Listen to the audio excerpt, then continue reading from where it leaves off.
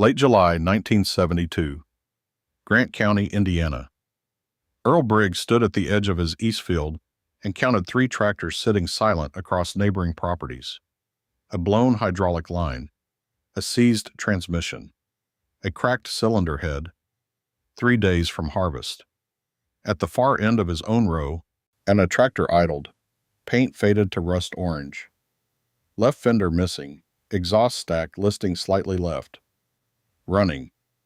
A 1948 Farmall M that had not been new when Eisenhower was president. Earl Briggs had paid $50 for that tractor 10 years earlier. At a farm dispersal sale outside Marion, Indiana. The numbers still got laughs at the grain elevator. On that July morning in 1972, no one was laughing. If you want to see how a $50 tractor outlasted everything around it, here is what I ask. See that subscribe button? It is our exchange. Your way of saying this reached you. Hit subscribe if this resonated. Drop a like if it moved you, and tell us in the comments what old iron you know about. It helps us share more stories like this. Back to Earl Briggs and his Farmall M. But to understand how this happened, we have to go back. March 15, 1962. A farm dispersal sale outside Marion, Indiana. Cold morning, mud season. The kind of day where breath made small clouds above the auction crowd. The Lester Crane farm was selling out. Lester had worked his 240 acres since 1941. But poor harvests and a balloon payment had caught up with him. His equipment was spread across the yard in numbered lots, tagged with orange flags.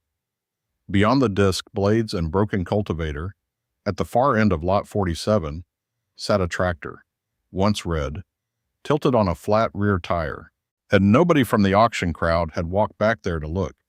Earl Briggs was 31 years old and working 160 acres his father had left him debt-free. His 1962 operating budget was tight. He had no financing in place and had come to the sale looking for anything useful. He walked to Lot 47 alone. He checked the oil, pulled the magneto cap, lifted the hood and inspected the C248 inline 4-cylinder engine block. The block was dry, no visible cracks. He walked back to the auction ring. When the auctioneer reached Lot 47, 3 hands went up.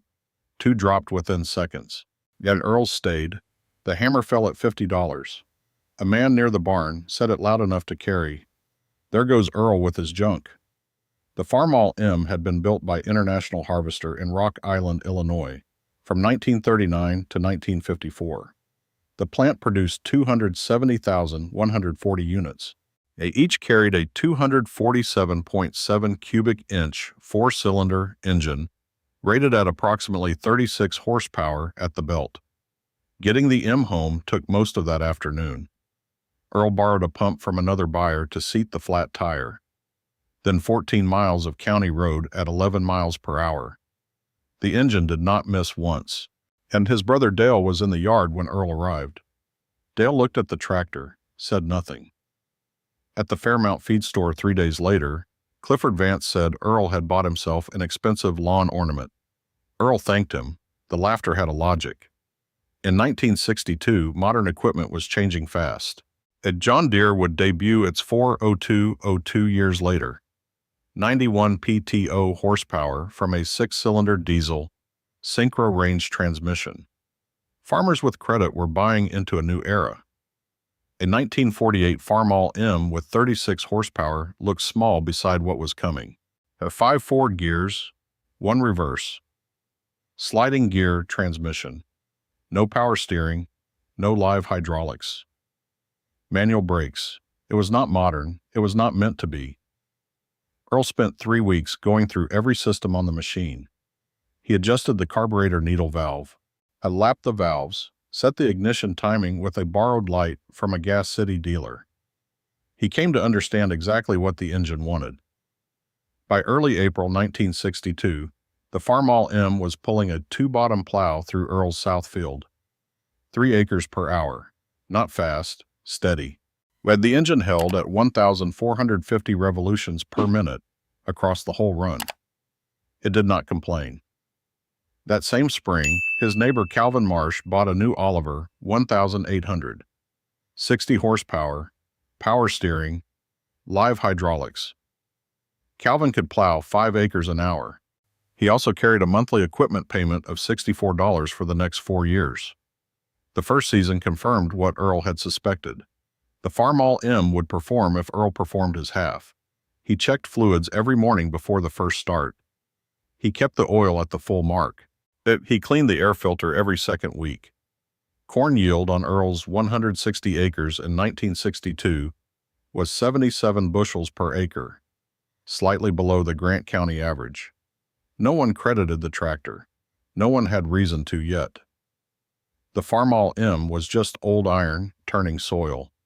By 1964, the John Deere 4020 had arrived at dealerships across Grant County, built in Waterloo, Iowa.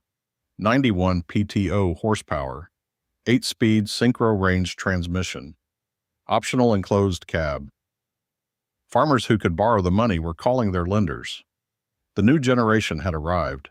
Earl had looked at the 4020 at the Marion dealership. He understood what it could do.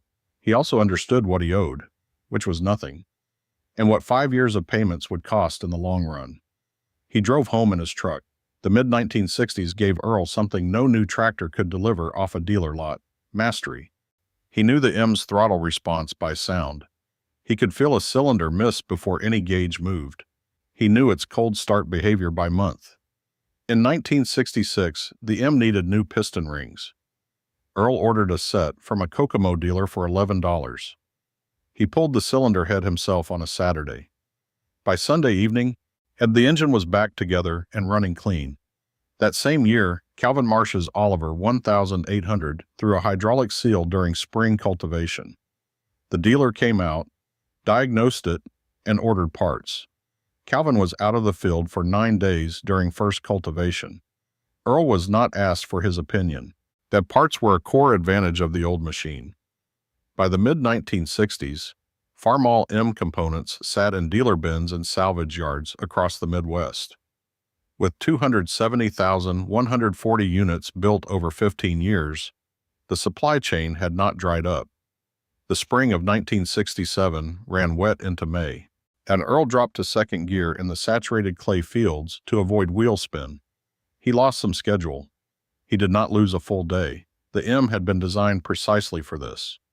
The 5-speed sliding gear transmission was not elegant. No synchromesh, no power shift.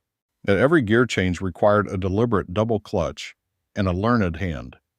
But every component could be rebuilt in Earl's own shed without a dealer call. By 1970, Earl estimated the Farmall M had accumulated somewhere near 10,000 engine hours since its manufacture in the late 1940s. He had no hour meter. He counted seasons, 8 planting cycles, 8 harvests, 1 tractor throughout. A John Deere salesman from the Marion store stopped by that summer. He walked a slow circle around the Farmall M in Earl's yard without saying much. Then he said it. "We can put you in a 4020 for under 5,000 down." Earl said he appreciated the visit. The salesman left a 4020 brochure on the tractor's hood. Earl used it to shim a gap beneath his screen door that same afternoon. He told that story himself later, without elaboration, as a statement of plain fact. The winter of 1969 came hard. Earl had drained the M's cooling system by November and moved it to the sheltered back bay of his machine shed. It started on the first pull when March arrived, not the second. The first. Across the county line, and Harold Stout had purchased a new Massey Ferguson 1100 in 1968. 100 horsepower, power shift, roughly $10,000 new. By the winter of 1970, Harold was behind on his note and considering selling acreage. And Earl bought Harold's soybeans at a fair price that February. He said nothing about the Massey Ferguson. He did not mention the $50 Farmall sitting paid for in his shed. Some conversations do not need that kind of addition. By 1970, Earl had put the M through what he privately called its second life, at new rings in 1966. The carburetor rebuilt twice. The clutch adjusted so many times he could set it by feel without reaching for a gauge. Something had shifted in how Grant County talked about the tractor. The jokes about the $50 had grown quieter. Neighbors had begun to notice that Earl's machine was never the one sitting idle when it mattered most. The 1971 season ran dry from August through September. Yield dropped across Grant County. Earl's M pulled his 2-row corn picker through every acre without a missed pull. But he finished harvest 4 days ahead of his neighbor Calvin. Then came 1972. Dry spring. Brutal July. The heat had not broken in 4 weeks. By mid-month, soil had cracked 2 inches deep across parts of Grant County. Equipment ran around the clock. Some of it was running toward failure. Calvin Marsh's 1969 John Deere 402 of 91 horsepower hydraulic power shift developed a cracked cylinder head in the 3rd week of July. The Marion dealership had a 2-week parts delay. Calvin's acres sat and waited. Across the road, had Tom Alford's Oliver. 1850 threw a hydraulic pump seal during cultivation. He had paid $7,200 for it new in 1967. The repair quote was $310 and 7 days for parts. His corn could not wait 7 days. Gene Purvis had parked his Massey Ferguson 135 2 weeks earlier with a seized water pump. Gene's corn, 180 acres in the Grant County heat, stood unworked, the upper leaves beginning to show stress along their edges. Earl was in his east field when the last of the neighbor's machines went silent. Yet he did not stop to look. He had rows to finish. The Farmall M idled between passes, exhaust rising low against the white July sky. He had checked the coolant that morning, as he did every morning. He had cleaned the air filter 2 days earlier. The oil sat at the full mark. The M ran at operating temperature. Not cool, not hot, just working. By the last week of July, Earl had finished his cultivation. He brought the tractor in, checked the fluids one final time, and parked it beneath the elm at the east end of the shed. And then he went in for supper. Calvin Marsh came by 2 days later, hat in hand. He asked quietly if Earl could run his bean ground before the heat broke. Earl said yes, no charge. Calvin never mentioned the $50 again. Tom Alford came next, then Gene Purvis. By the 1st week of August 1972, the Farmall M was working 4 farms in succession. 1 old tractor. 3 neighbors who had once laughed at the man who paid $50 for it. The tractor did not overheat, did not break a seal, did not lose a line. It needed what it had always needed from Earl Briggs: daily attention, clean oil, and a man patient enough to listen.